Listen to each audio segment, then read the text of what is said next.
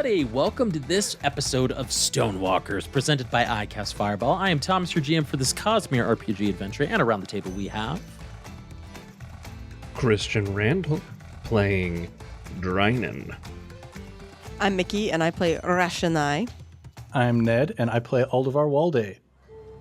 And we are missing one of our cast members, Josh, unfortunately not able to make it with us this week, but close to our hearts, and we may figure out what Janar's up to during this session at a later time. But if you are just joining us for the first time, hi!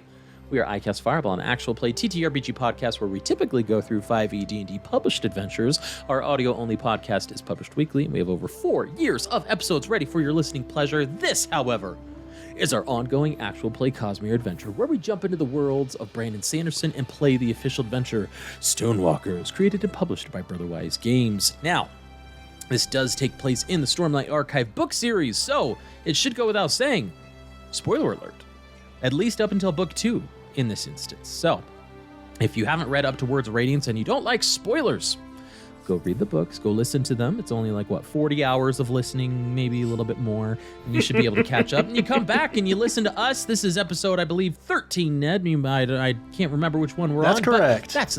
That's 13 hours as well that you can catch up on it, and you can join the adventure as well. This adventure also, in canon, I should say, written by Brotherwise and written by Dan Wells, I believe, was the main lead writer. I'm getting distracted here in our intro, however. Lastly, as a general disclaimer, we are cognizant of the Stormlight Archive timeline in the canon that is found in the books. But as this is an ongoing TTRPG, we may get a little loosey-goosey with canon, depending how cultivated we get in any particular session. So please give us a little grace, and let's go along for the ride together. But with no further announcements, let's jump into this week's episode of Stonewalkers. Last we left our adventurers, Drynin, Aldevar, Reshonai, and Janar Balar, out on the Shattered Plains, going about their business to try to gain favor with Elar and Borden to perform this deed so that they can get information that they need to chase down Tazo's killers. Any leads whatsoever in the Shattered Plains is welcome, and Borden promises that he can find something for them if they help him out. So, out on the Shattered Plains, supposedly going after this Parshendi advance group, which Elar is convinced is a assassination group, they come across them. But it turns out they're just a scavenger group, and Reshonai, one of the people, recognized Reshonai, and a tense exchange occurred. Now, that tense exchange, there were blows, there were both physical and verbal, until, prostrated before them, Aldevar splayed themselves before the main Parshendi woman and offered to heal or aid her. Through some miraculous power, was able to shirk off some damage that he had received, which brought a hush to the Parshendi, and maybe some of his crew, his own crew, Aldevar's crew, didn't quite catch what was happening there. But with a little bit of luck and with a bit of diplomacy and, of course, just good-natured healing, the Parshendi scavenger group went about their way, thoroughly convinced to abandon their goal. Coming back, Elar, furious that you didn't take care of the Parshendi crew with deadly force. We come to where we currently are, with Janar Balar wrestling with the implications of what it means to be a hero, what has to be done in war, and the three of you, hopefully, one step closer to finding out Tazo's killers. That is where we join everybody on this week's episode of Stonewalkers. So, I believe some of the information you guys got last time was about the glyph, right? What do you all remember from last time? Borden told us to go to the Devotery of the Heart, Devotery of the Soul, the Devotery of something. And Devotery. Yes, and that should be able to give us some more information. Devotery of the Mind. Neither of those two, in fact. It was a body part. Yes. You were close. I'll If give we you that. go there, then we should be able to find hopefully some more information about this Liss character that Tazo told us to seek out. Yes, absolutely. Not only that, there was a rumor that he had discovered, understanding Tazo being a Shin man. One The of chicken, them, the weird chicken. That's right. the weird chicken. That's Which right. I- The second. Weird. Because I am unfamiliar with Stormlight stuff, is this a chicken or is this a weird crab? Well, we Great will question. find out. We will Okay. find out when we occur, when we get there. That's the number one question you ask yourself when you're reading those book series. All right. But the Thalen Menagerie, the owner of that won a strange chicken while gambling with a mysterious Shin traveler. So, again, a secondary lead, depending on where you want to go. And, of course, the entire Colon war camps ahead of you, in front of you. I'd say the three of you for now, after doing what you need to be done, after Drynin, you go to the spear exchange and you exchange a few spheres, get him what he needs. The three of you do come back together. You have a room, technically, that was given to you at the Ornery Chull. On Roll20, it's way up there. And this is one free room, drinks. It's a tavern location here near the entrance of the war camp. So you have a few options at your disposal. But Janar, you go to approach him and he seems to be assisting actually those less fortunate, some dark-eyed, less fortunate individuals. And from a distance, you can kind of tell, especially you, Reshonai, being able to pick up on his just mannerisms. You feel a rhythm to him, and it's like or rather, if you were to equate what you see to a rhythm, it would be the rhythm of resolve in his eyes. And so seeing that resolve that he has, you're like, okay, I think perhaps he needs some time. But you come together. All right. Well, the first thing that I would like to do is turn the 20 spheres I just got from Borden into some surgical supplies, which cost Excellent. exactly 20 spheres. There you go. There you go. Something we've been talking about since session 1. Yes. Hey! Session 0. Yes, you go to a older man wearing merchant clothes, not surgeon's clothes or anything like that. And he goes, "Oh, that will be 20 spheres, boy." You're not going to believe this, but I just recently got my hands on exactly 20 spheres. That's great. It's 20 spheres. It's amazing, in fact. Now I'll be able to actually do my job. Poor excuse for a surgeon who can't do his job without, what do I know? Here you are. Yes, great. Thank you. Wonderful. Love this interaction. Goodbye. Don't love this. Goodbye. Aldevar will remember this. Oh, gosh. All Let's right. see if we can get some surgeon tools here. In Roll20, there are...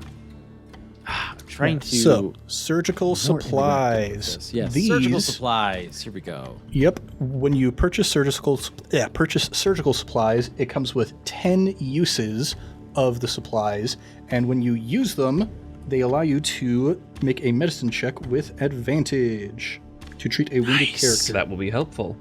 A medicine Nice. test, I should say. Yes. And Aldevar, are you able to add that directly into like your inventory? And I go added it all at the about end of that? our last session.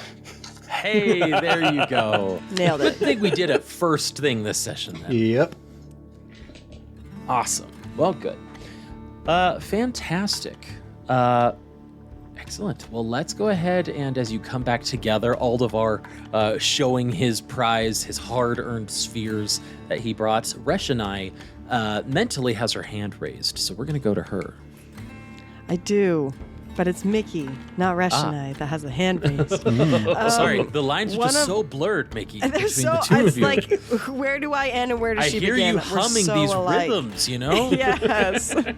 What an outcast. Okay, so one of the things that's specific to not just this system, but specifically between Dungeons & Dragons and this system Cheers. is the setting and like doing the goal and then finishing the goal, and then there are benefits for finishing the goal. Yes. Yes? Like big Yes. things happen. Yes. With the completion of the task to go find the Parshendi and come back, is our concluding of that goal the check, like the marks that we get, or is there an external or in-game internal? I don't know what I'm trying to say, but like, is there something else that comes with the conclusion of that goal, or Yes. is it simply the 20 marks that we get because it's a monetary? Yeah, so definitely the 20 marks are the big goal here. And your overall character goals, they're not necessarily always going to be the task that you're doing and like the quest that you're going about and doing, right? Like I and I could be wrong here, but I view that these goals, even though for session 0 we all had a shared goal, right? And it was something we're physically doing, I feel like once we get past session 0, the goals become very personal based, right? Now, however, so to answer your question, I don't imagine that finding the Parshendi scouts and returning and reporting is meant to be a mechanical goal. Okay. However, because I just have it on Demiplane, and I didn't know if I wrote that or you wrote that. I think you wrote that, but you Perfect. could feel free to delete that. However, in the Deleted. book for this specific mission, you, and let me just make sure I double check here, but with her, yes. Oh my gosh, what's her name? The Kalanai. Because you successfully talked her down and there was no deaths, you all can jot down that Kalanai owes you a favor. Owes you a favor. Yeah. Yes. Okay, perfect. Which I couldn't remember if we talked about last time. A peek behind the screen. Had things gone well with LR, Borden would have offered you a bigger favor. Just kind of like a Sure. nice, like, back and We have forth. a little favor from him, not a bigger favor from him. Exactly. So, Okay. So, further, because we are learning this system, I'm just trying to keep with, because I was trying to read while you were talking, and that's never Yes. good when you're setting up a scene. The goals, I feel like this game really encourages almost like nightly goals. Like every time you're playing, there should be goals that you're trying to attain outside of just like your big overarching goal. So I guess what I'm trying to say with like on Demiplane, should I be putting goals in? Should I only be putting what like the DM is saying is like the set goal? yeah, I'm trying to play the game. Yeah, let's play. Let's take 2 minutes here and just. Because, for let's example, see if we Ned can just answer brought up this. that we're supposed to find lists. And I was like, that was something we talked about. And I do actually have in my notes, but it was so far back that I forgot that we were doing that. So then I had to rewrite it so I remembered. But then I was like, oh, maybe I should use that as like in my goals, like find lists for Tazo. And so that's when I put it in. I was like, oh, but then there was this other thing. Did we technically complete that? Do we need to verbally say we're completing it? Are these goals only like for the DM, like what we're doing as a group, and our personal goals just need to be tracked differently? Since we're all learning, Yeah, so I just want to yeah, learn. let me go ahead and read. Let me just read a sentence or two from the handbook itself. This is called Creating Goals, right? Yeah. Verbatim from the book. You can add a new goal to your character anytime you take on a new opportunity for personal growth or accomplishment. Okay?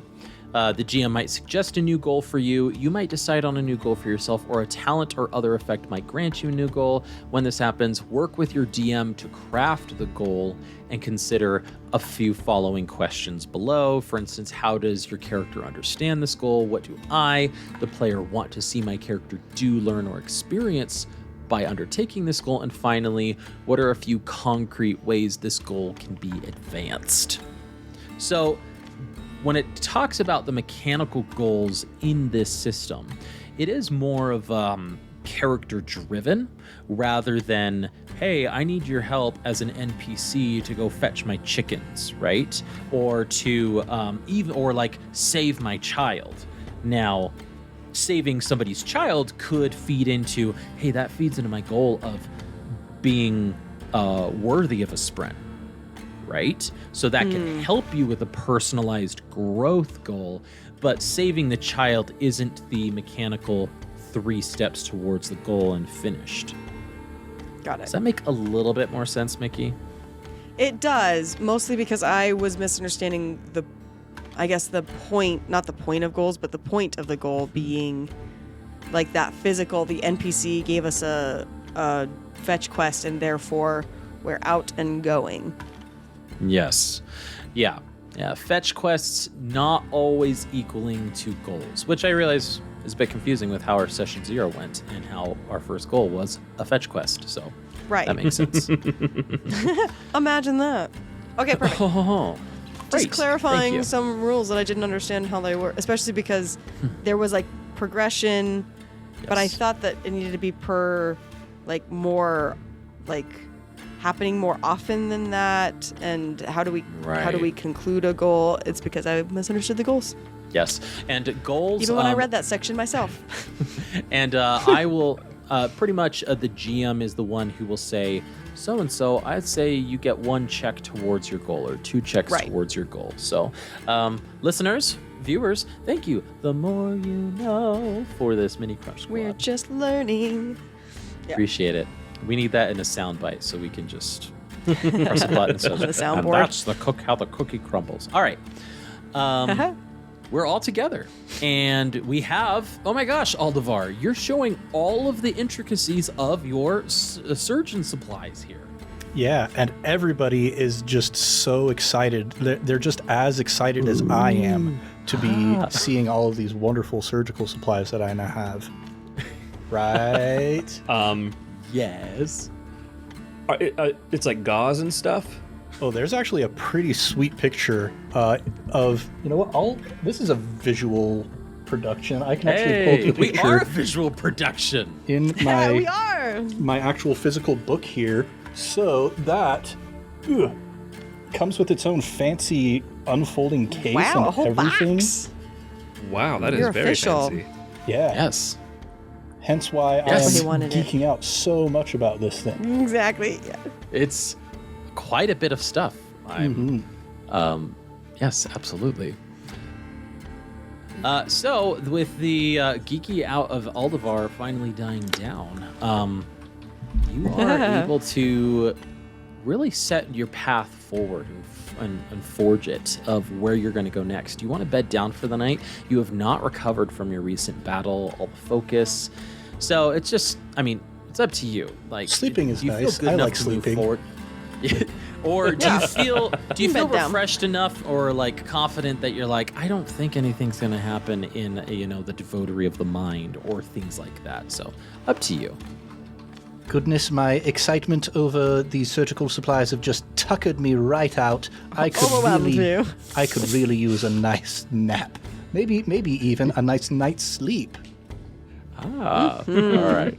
It took us a while to get out and back. There you go. And finally, there's the surgical supplies for...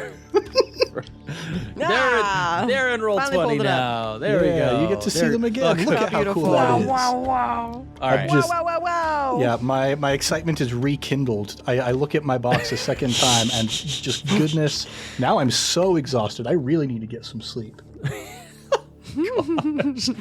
So the Ornery Chull is what it sounds like, yes? The Ornery Chull is the tavern that Borden said. That does sound like something you said, yeah. And Perfect. As you head to the Ornery Chull, let me go ahead and pull this up. It's near the entrance of the war camp itself, one of the first buildings you encounter, actually, and you do see a stream of workers coming from outside of the war camp just directly into the Ornery Chull, a 2-story tall building with a large gathering area. As you open the front door, there is the smell of moss that is being burned in this room. Not excessively, but there's, the smell of alcohol and a bit of tobacco here. You can hear a lot of raucous behavior and laughter from one corner. There are a few areas with private curtains, which about half of them seem to be occupied for private drinking areas, in case you want to get away from the noise. I see you, Mickey. I see you. And you're greeted by a woman, and she goes, "Hello, welcome to the Ornery Chull there, everyone. I see you're in need of some refreshment." And, of course, not surprisingly, only referring to the two males, Reshonai being excluded from the conversation. She goes, "Allow me to introduce myself. My name is Ka, and I welcome you to our establishment here." I'm watching out for weird hypnotic eye patterns coming from this woman. Yeah. And giving her the, Oh, Drynin's already hypnotized. good old Drynin once over. She's just an Alethi woman. Yeah, she's a commoner, but yeah, she's a Lethi. All right. Dark-eyed commoner. Mm-hmm. Yes. I'm not a pervert. Is she wearing a glove, or does she have clear. a sleeve? She is wearing a glove, but it's a nice glove. It's fully covered. She's not risque. This is and a nice has, place. She wouldn't be uncovered. She wouldn't have fingerless gloves and be risque. Of course not. No. I wouldn't even ask if that. I wouldn't even want to know. I wouldn't. Why would I even ask that? No. Which, Ned, you might think we're joking, but that is a real thing. So as she is, but the glove allows her to be a little bit more quicker in her movements. But her sleeve does go completely down to her glove, and it's a bit tight as well to try to mock or imitate the modesty of a fully sleeved safe hand. All right. Canonically, oh man, Yep. Canonically, not What a pervert. statement. what a statement indeed. I'm gonna. You said your name was Ka. Aye. All right. Now, I'm new to the war camps, and I am looking for. I'm new to the war camps, and I'm looking for perhaps a bit of advice just on where I might find some more of the what were I looking for? Traditional duelists. I'm looking for someone who might be able to spar with me. I've worked really now? relatively hard on my craft, and I'm just looking for someone to spar with. Well, I didn't. And she takes you. She does like a once over on you, and like taking you a fully in. She's like, "Aren't you just a fancy lad then?" I mean, you can always try the Ardentia. They've got to help you with your calling, but I recall you don't really do callings from where you are, if I recall. Eh? Well, as you can see, yes, I am. My mother's Iriali. My father, he's a Horn Eater. And I was born and raised in Alethkar, though, so. A truly melting pot. That'd be it. So you're saying you do follow the callings then? Yes, I've always been with the stables, so my callings have been to be with animals and help them be good tools for people. You know, the horses, I haven't worked with Reshadium myself. My mother, she works with the Reshadium, but I've worked with the horses and even a few chickens, some of the more unique ones. Well, you're just full of surprises. Follow me to the bar then. The two of you. I don't mean to be presumptuous. Reshonai- I know this is a nice establishment, but you wouldn't happen to have any Horn-Eater White, would you? Oh no, heavens no! We have no Horn-Eater White in here. I thought I'd ask. Certainly nobody would be able to handle something like that, and we're not that kind of establishment there. What'd you say your name was? My name's Drynin, and I can handle the white. I've no doubt that if you've truly got some Horn-Eater in you, which she again looks you over. I thought you might. Certainly might. We definitely don't have that type here.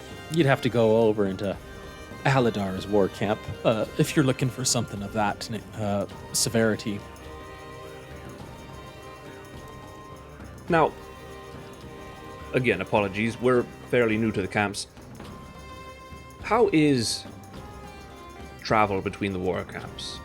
I know the right of travel is well protected, but are they friendly?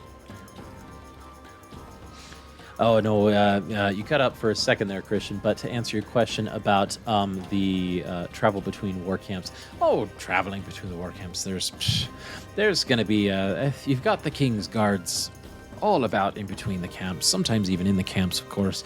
It's just those unclaimed hills of the Shattered Plains you have to worry about, so you should be fine to go here and about, but I will warn you, some war camps, they do close their gates after a certain hour, so if you be in after sundown, you might be there until morning, so just keep that in mind if you plan to go a night drinking. Well, appreciate the advice.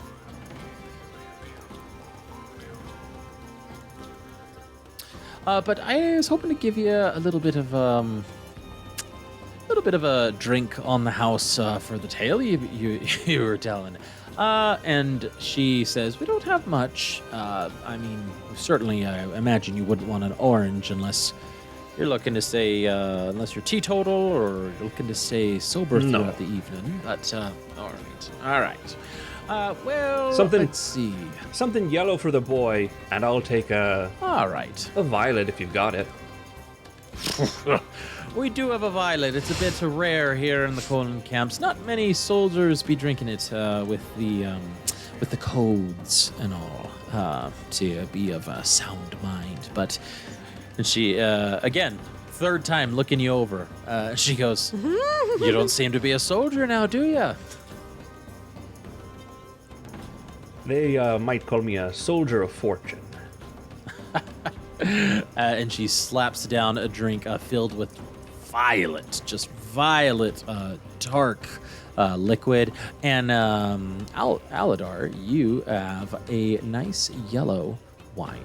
So, not Aldevar, Aldevar, sorry. Yes. Aldevar. While they've been talking, I've kind of been off to the side to Reshonai. Are you interested in a drink by any chance?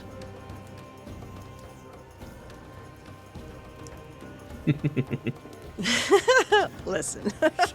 I'm listening. Yes.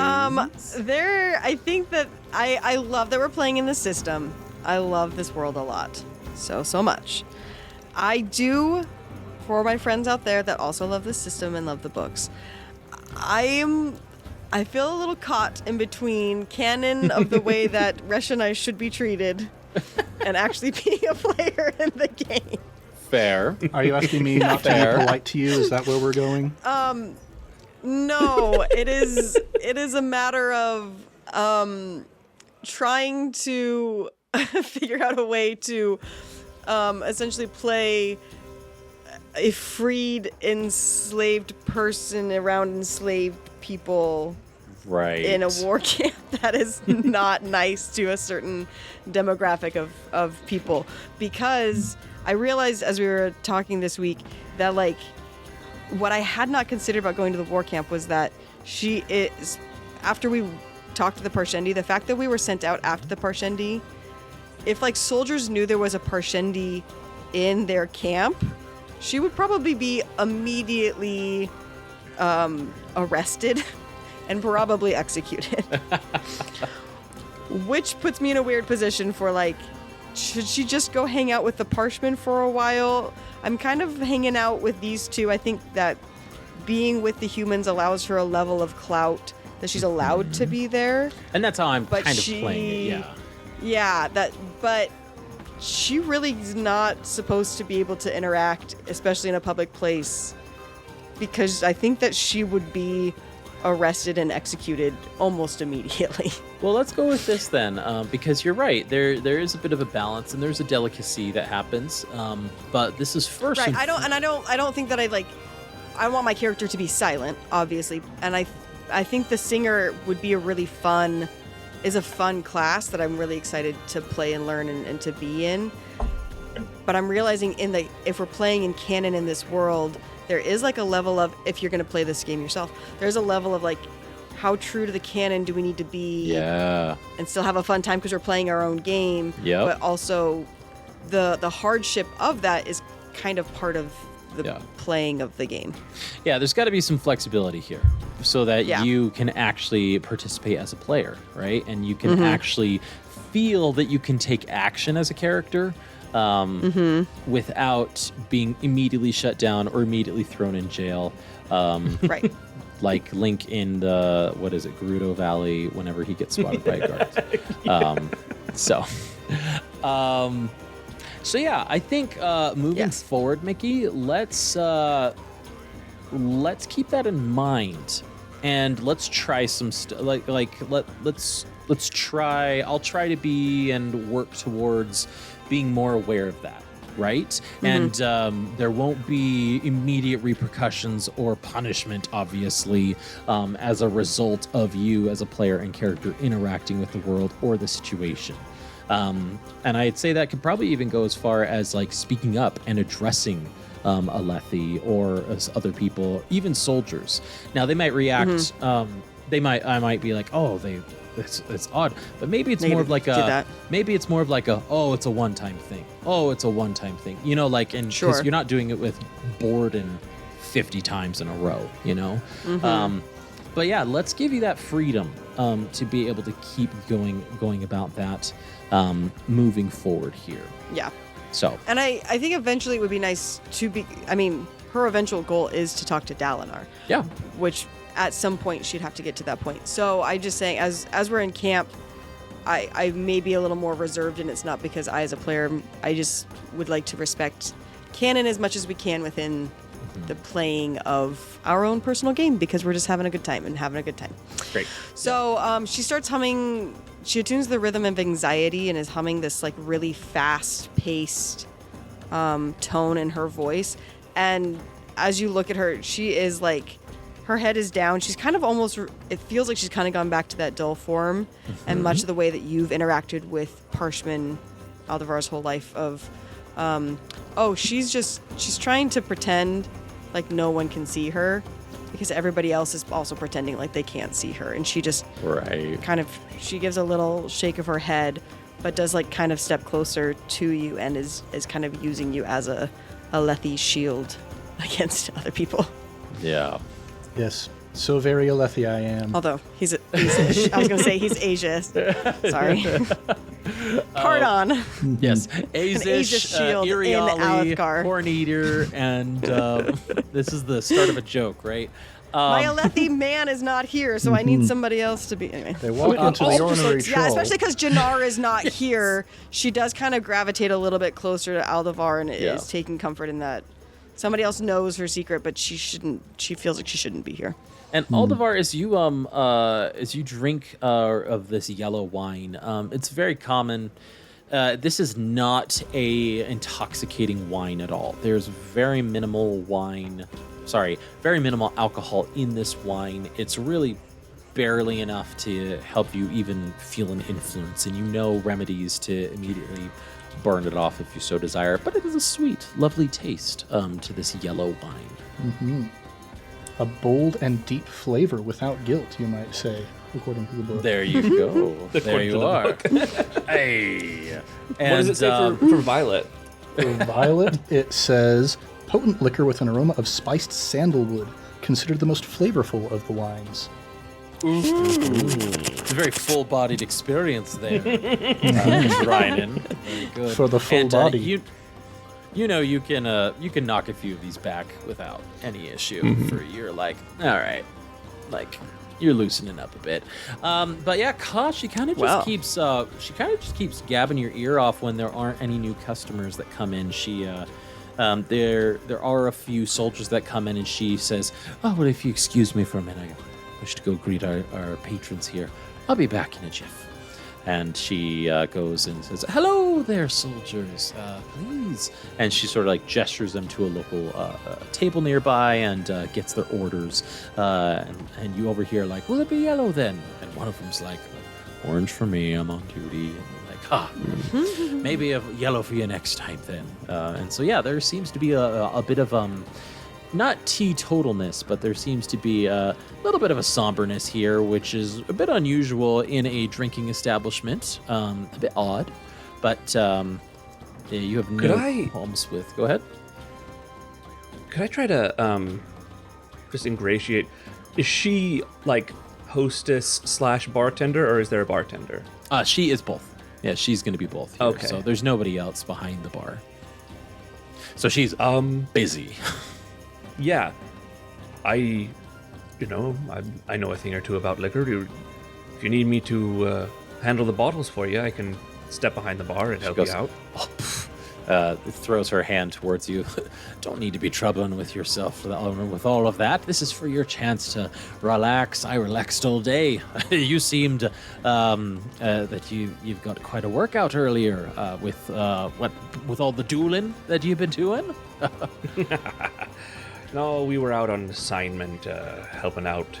Oh, some of the local civilians soldier in folk. the military life, eh? Well, that's very Alethkar of you. Sorry, just trying to make a joke. Well, I'm doing my part. I'm doing my part. I'm doing my part. I'm not doing. But she goes, "I realize I never answered your question. I really would try the Ardents if you're looking for some duelist training. I know getting into the dueling rings might be a little bit tough if you don't have a rank, or if forgive me, I don't even know if I'm looking to. Yeah, if the light, I don't know how the light eyes situation works with the Iriali, but you know, I've lived here my whole life. I'm, from the Colinar Princeton, but all right, Colin Princeton. But you're right. There's certain things that don't. My eyes are golden, but aye. not the right kind of golden. I've been told before. But so I think going about that way, you might be able to get in a lucky match with maybe a skilled ardent or two, maybe a retired soldier, if you will. I wouldn't recommend challenging any soldiers out in the open, though, unless it's be a sanctioned. It's just, frowned upon if they're on duty and, all of that, and especially if they be light eyes, so. You mentioned something. The codes. Aye. Not as familiar with that being. Is this some sort of military thing? I've got a bit of military training in the back, but this was back in main Alethkar. It's more of a Colinar type of a thing. It's the technically it's the Alethi codes of war. And when you are in war, there are certain things you should follow. You can be ready by. And she kind of like snaps her fingers and she goes, "Hey, Lion, And a soldier looks over, goes, "Hey, what's happening, Carl? Lion, the Alethi codes. What are they? How many of them there are?" He goes, "Oh, God, don't bother me with that. It's my time off." And she goes, "Just give me a few seconds here. This fella, he's not from around here, and he's not quite familiar with the codes." He goes, "Well, if you're in the Colon camp, you should know about them anyway. It's there are 5 of them: readiness, inspiration, restraint, leadership, and honor." And she goes, And "Yeah, who's that pushing for these codes? High Prince Dalinar himself and The Blackthorn. the Blackthorn." The Blackthorn is pushing these codes. It was a bit of a shock, but the past 5 years, I think, when they were introduced 5 years ago, it was quite a stir, quite a change. I suppose I haven't really been keeping the most abreast with current times. He could be changing himself, but It's been. doesn't exactly sound like the Blackthorn I've always heard about growing up. I'm not familiar with the Blackthorn myself, but I've never needed to interact with him on a personal level. Of course, you've heard the. And she kind of gets a somber face for a moment. You heard the rumors, of course, but she shakes herself out of her super. She goes, "No, but he seems to be following them almost to the T since his brother has died all those years ago." Well, the loss of family can change a man. That makes sense. I do appreciate that. I appreciate all your help. It's been. How much is it to rent one of those private booths? You friend. Gestures to Aldevar. You mentioned Borden sent you over here then, and he was the one to sent you on over. So first night's free for all 3 of you. Not to worry at all. Appreciate it. Why don't we just want to wind down after the day? Of course. If you need me, you know where to find me. But of course. And she leaves the 3 of you in silence and solitude, even in this busy atmosphere. You feel confident that you can be not overheard, and you can discuss matters somewhat private. Reshonai. I get up and I hums. close the curtain, so it's just the 3 of us, and we can talk without anybody looking in.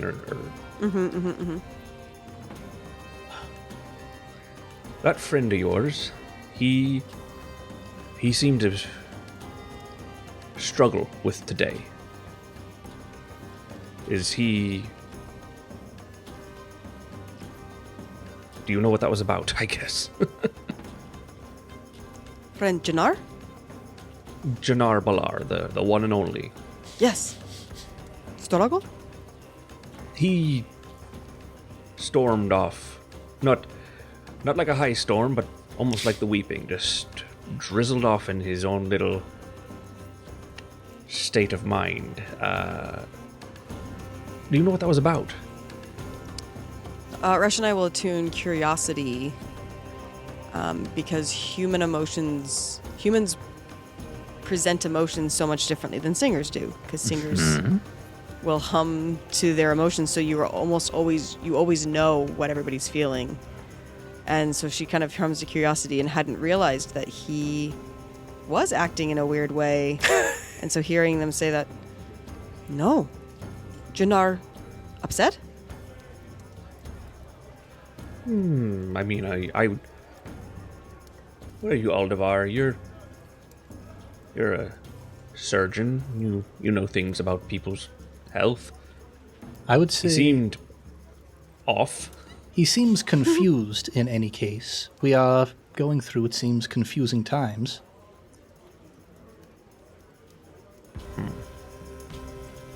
Well, I'd like to talk to him at some point, but just so we're on the same page for now, I just want to make it clear. No one tells me who to kill, who to fight. I make those decisions. I'm always happy to help those in need, and if someone comes after me, I'm likely to take a swing at them, but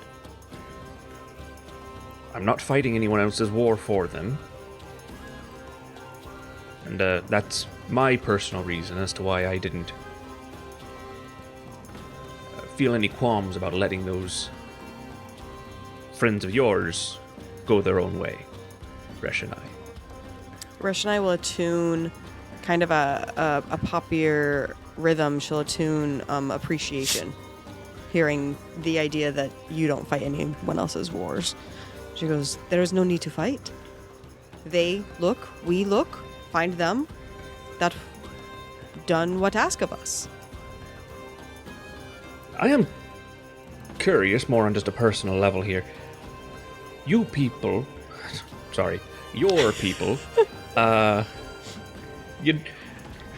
you've been, you're up against the Alethi, one of the most impressive armies, fighting forces in the world on all of Roshar. You're holding your own. Have you always been such fierce fighters?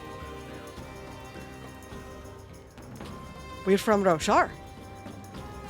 Carapace, hard. Yes, People of Roshar. That you are. This is home. Yeah, I suppose that makes sense.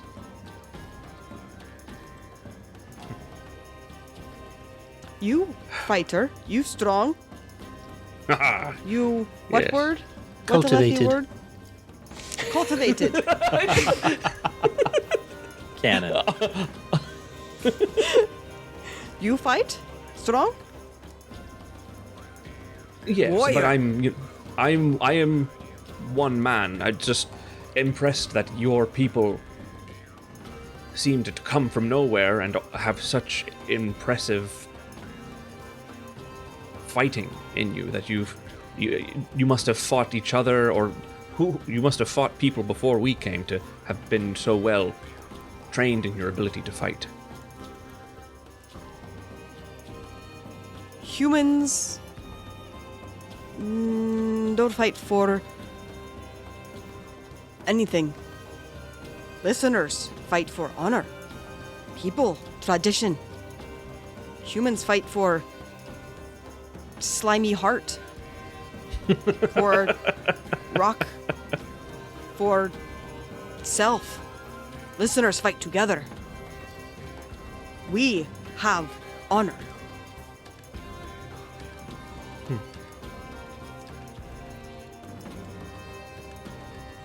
Well, it's an interesting thought.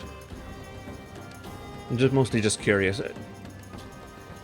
Aldevar, you're not, and I mean this with no offense, and actually maybe a bit of a compliment, you're not much of a fighter. This is correct.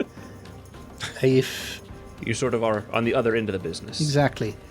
I was told that the best way to prove my worth as a healer would be in the place where the most damage is being caused. Though, had I my druthers, the place with the most damage would be at home, where the most damage to worry about is sickness rather than injury of war. All right, now, I appreciate how you've labeled me as a well-cultivated man, and I like to think of myself that way. I have been wanting more so to cultivate my mind. It's not something I've necessarily put a lot of effort into. Would you mind telling me druthers? What's the meaning? If I had my preference. Well, I'll tell you what. I'd druther this color of wine myself, so I'll use that word from now on. It's a good one. Yes. Does that mean I get to mark a tick on help Drynin cultivate his mind as one of my goals? We'll see how the rest of the episode goes, but Yes. I would druther that he gets to market. it's definitely. I'm looking over each of your goals during these conversations and seeing, all right, who's working on what. So, it's on the mind for sure. I would like to help our friend Janar.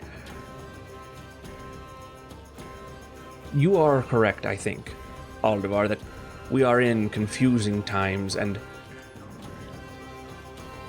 I think it falls to us as his friends to help lessen that confusion as much as we can in any way. And it's up to him to decide how he wants to proceed. If fighting for others, fighting for honor, like your people, if he wants to choose where his fight comes from, I'd like to help him find that out. You, Aldevar, you seem to want your fighting to come not man versus man, but man versus the thing that hurts people with the sickness, making them sick. I'm not a doctor. I'm not exactly sure how that works. I just know people are sometimes well and sometimes they're not well. And that's correct. You want to fight they're not well. Okay. Yes. We are all, I would say, a little bit confused about many things we have experienced. I'm not so much a studier of the mind as I am healing the physique, but if I were to make a guess, we are in a very new place, in very new situations. We're all trying to figure out where we belong and what our roles to play are in this situation. The thing is, I don't know that the roles that we are used to are necessarily the roles that we are going to be expected to fill. As we spoke with Tazo, it became apparent to me that there was something new and unique happening with our situation. Drynin, I don't believe you were close enough to see quite exactly what happened down in that chasm when I faced Kalanai. I have been wondering myself, and I look around, make sure like the curtains are pulled nice and really closed. closed. Yeah. Really close. I have been wondering myself if what I thought I experienced actually was what I did experience. Maybe it was just the adrenaline of the battle, but you see no injury on my face.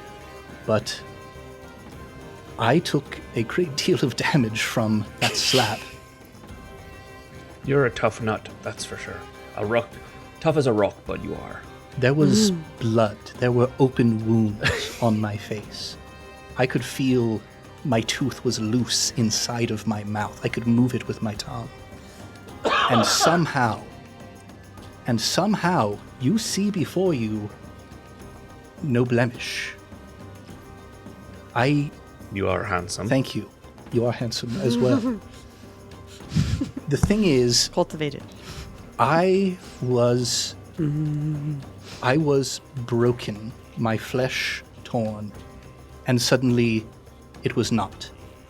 And I don't know how I made that happen. Well, you're a surgeon. Yes, but usually I have to use, needle and gut in order to heal the wound. All of these things I just bought. Yes, I slammed the box on the table. I didn't have this. I had nothing but my own hands and my breath. I did something that I don't know how I made it happen. We are living in confusing times. New things are happening around us. And I think if we're going to figure out where we fit in all of this, what our roles are going to be, we need to be ready to take on roles that perhaps have not been filled. Do humans have these traditions of the healers of old? The regrowers. The regrowers. Humans have the tradition, the songs. With my Carbronthian cultural expertise, Thomas, would I have understanding of this with my medical training? This is something that wouldn't be found through Cabranth lore, unfortunately. So no test would allow you to gain insight into what Reshonai is saying specifically here. So this is something that even Mostly because she doesn't.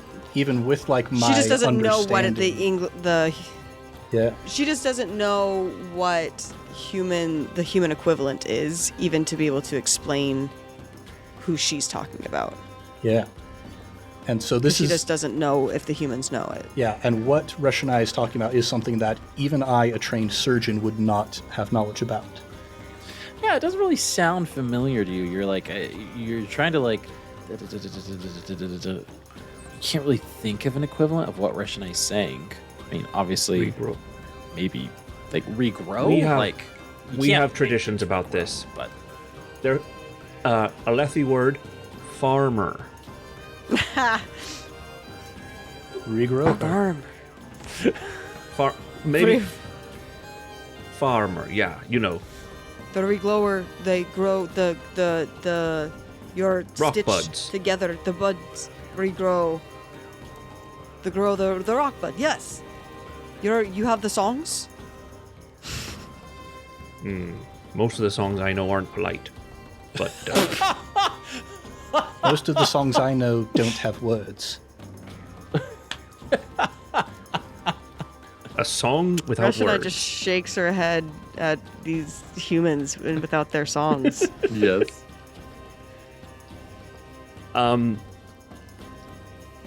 Song without words?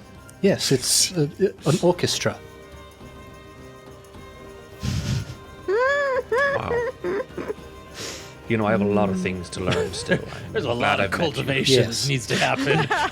Try Yes, yes. But I think the thing that I'm getting at, I did something that theoretically I could have done with my training and my knowledge and my expertise, but which I did without any of that.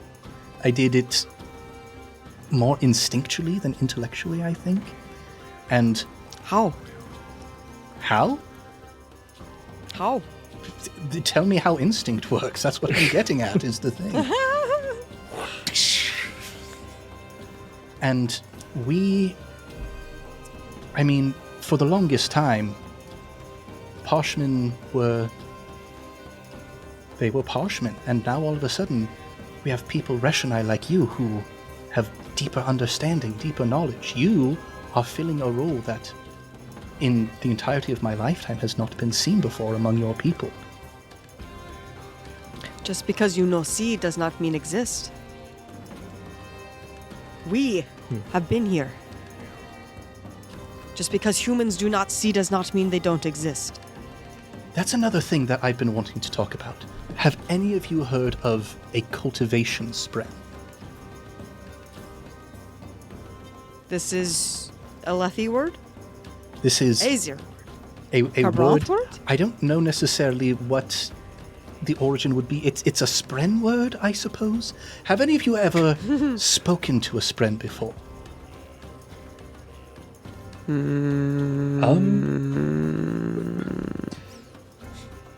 Yes, No. but well, my father wasn't around, but yeah, my horn mother eaters. would tell me stories about my father. My mother is very much about learning everything she can about the world. She is well cultivated in the mind. When she met my father, she learned much about the horn eaters, and she would tell me the Unkalaki, as they call themselves, and they talk to Spren. They a bit strange. They I think, if I understand what she told me correctly, I think they worship Spren.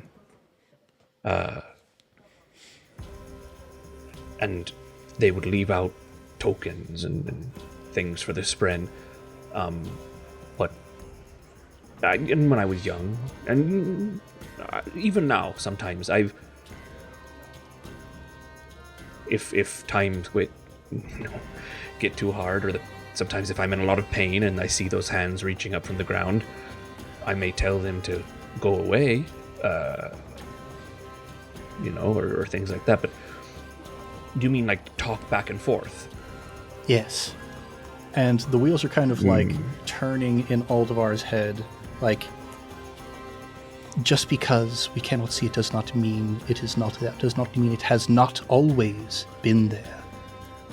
Ancient things. Janar told us of the return of the desolation. Things of the past, lost, forgotten. It doesn't mean that they haven't always still been here, just that we haven't been able to see them. Humans forget. Listeners sing. Listeners knowledge. With a fervent, not whisper from Reshonai, but like there's an intensity in how she says that, to be like, I would imagine it like in the affirmative, to kind of also be like, yes, yeah, I agree with what you're like.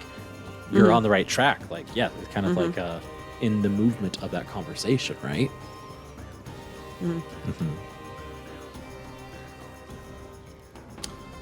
I think I'm gonna need to switch to orange for the rest of the night. I'm following this pretty well, I think.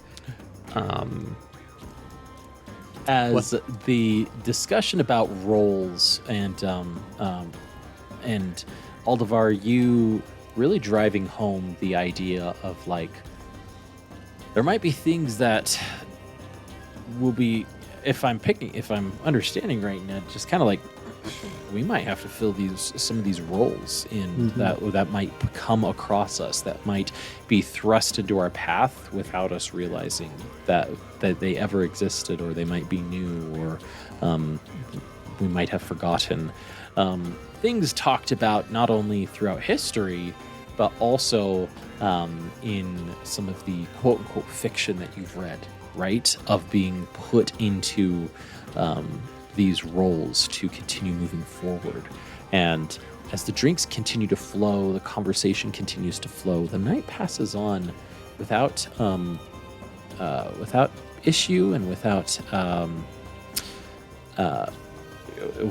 what am I trying to say? Without conflict, right? Without encounters. I'll say, for the sake of mechanically, everybody gets a full night's rest. I don't necessarily want to interrupt the conversation we're having here, but want to make sure we get that out of the way. Everybody gets a full night's rest, all your focus points, all of your hit points. The conversation can keep going even into the morning if you so desire, if the conversation gets fervent, and if there are more things to be said. Yeah. I think the last sort of thing that I want to make sure I do before bedding down for the night.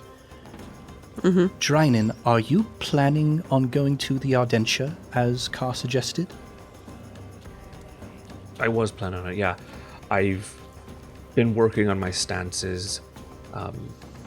Stone stances served me well, as you've seen. Yes, it served me well, too. Exactly. I've been looking at flame stance as something I saw some of the other fighters do. Never quite mastered myself, but I wouldn't mind getting my feet under me for flame stance, maybe. So I was just hoping to maybe talk to someone who knew more about that. Yes. But you also mentioned the Ardentia, right? Yes. I need to speak to our insane friend, who I'm not convinced anymore is insane. You don't the Comes curiosity. The big fella. Yes. The mumbling one, not insane. You're the surgeon. Yes. What do I know? I mean, I would before today, Drynin, if someone had told me that they healed themselves of a terrible wound in the course of mere seconds, I would have called them insane as well. Perhaps I am insane by my own sort of... What's what I'm looking for? I've been drinking too much of this yellow stuff. By my own criteria, yes. We'll tomorrow. Let's go to the Ardentia. You, me. We'll maybe do a little bit of a trade-off. You help me maybe get in there with some of the body cultivation. I'm sure they've got some, I don't know, stuff there that I can help you with the mind cultivation. We'll work on our goals together, maybe tick off one of the 3 boxes, and I will get a chance, hopefully, to speak with Talonel, the Herald of War? Maybe? That'd be interesting. I wouldn't mind that. Reshonai.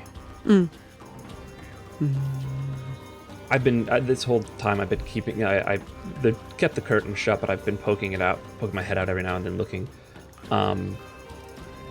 No sign of Janar. Oh, yeah. Janar is not here.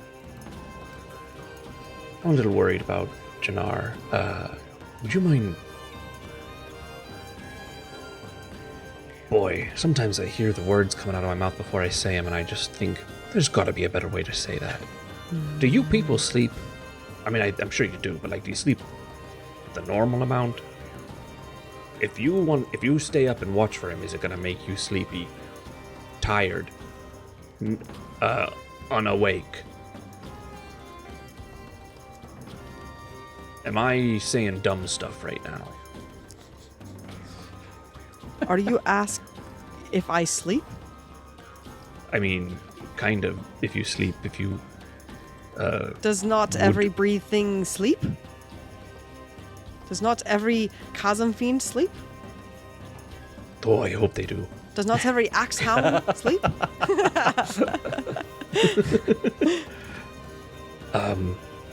I suppose. And I sleep. Okay, you sleep. So maybe we just take turns You want me to find tonight. Janar? I find Janar. I can talk. think It's fine. I can do that. him. It's fine. I think I we can leave do him. that's very good. I put my hand on her shoulder. I think we let him have his night. But I think it would be best if maybe at least one of us stayed up at a chunk of the night just to keep an eye, and if he does come back, just make sure he gets to bed safely. We're in a new place. Like Aldevar was saying, new place, new people. I don't want him getting lost in all that. Worry. She'll Yes. attune worry and then say worry. Worry? You're worried. Yes. There's something in the way you speak that does sort of start to...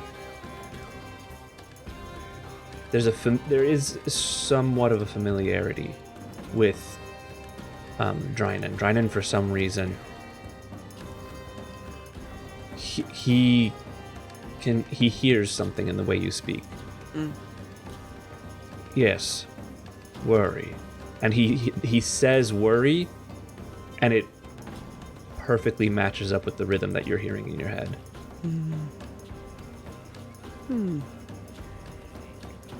She looks at him curious. Then she nods. I watch. No worry. But she is her rhythm has switched back to curiosity. Nice. I'm gonna go ahead and turn my glass over and leave a sphere underneath for Ka, and head up to my room. Okay. And when he heads out, I will turn to Reshonai and I will say, do your songs say anything of Spren who speak?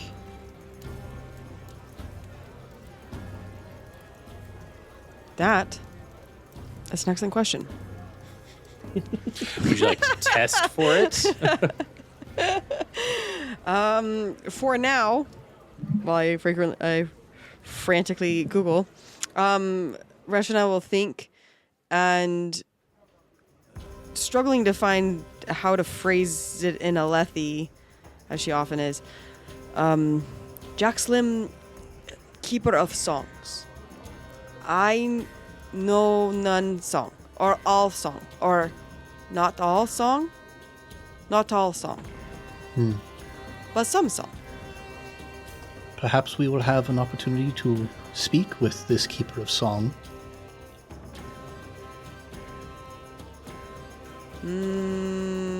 She hums. She'll attune. Doubt. Or doubt is a dumb one, but like she's doubtful. Doubt is not a actionable emotion. Right. But she just hums a negative, just like this slow, low tone, and it's doubtful.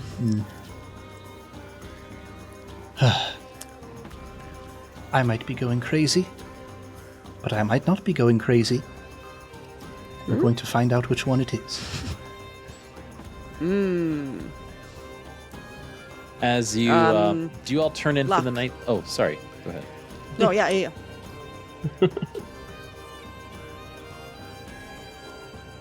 And as Aldevar, you turn in for the night then? Yes, you go up to your room. Reshonai's keeping an eye out for Janar. Aldevar, you go to your room, and as you sort of like nuzzle down in the bed and just kind of like, you hear from the corner of your room, Well, I don't think you're going crazy. And as That's not a helpful sign. you You're look not over, going crazy. you see a pile of vines that have climbed through the window, leaving those crystals that almost pop out of existence as the vine travels over tentatively towards you. The face that you saw earlier, very familiar. Just, I think that you are on the right track, if I can say that. Hoeshion, what is happening?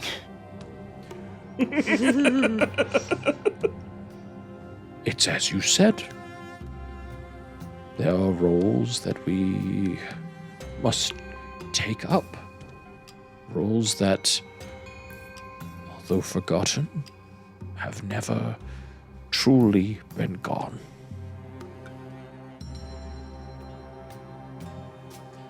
I'll have you roll an insight test, if you'd like. Let's do that. Insight is going to be a 23. You see him say roll. that, and as you do, the vines that he's like standing on are trembling like ever so slightly. And there's like, he's like saying it very like deliberately and stoically, but you sense a little bit of like maybe fear or hesitation coming from him as he says it. Mm-hmm. That man down at the Ardentia. I don't know if you know, I mean, you know a lot more than I know, obviously, about what has been hidden from my eyes for so long, the eyes of so many for so long. Is that man really who he says he is? Do you know? I don't rightly know, but if he is, then it's a good thing that the ring has decided to send me here. The ring, yes. Yes. But I just wish to tell you I don't think you're going crazy. That's good to hear. I think I am hearing that. That's good to think that I am hearing. Do you do you want to go find out if that guy is actually a herald with me? That's crazy. I'm never far from you, but I have to say I'm not quite comfortable revealing myself to your friends yet. But you can count on me, I will say. Nice. Hey. And as the camera pans out from this conversation, Drynin like doing a few nighttime push-ups to like get himself to fall asleep. Reshonai sitting at a chair not too far from her lookout place to see if Janar comes in, and then Aldevar talking to a cultivation spren.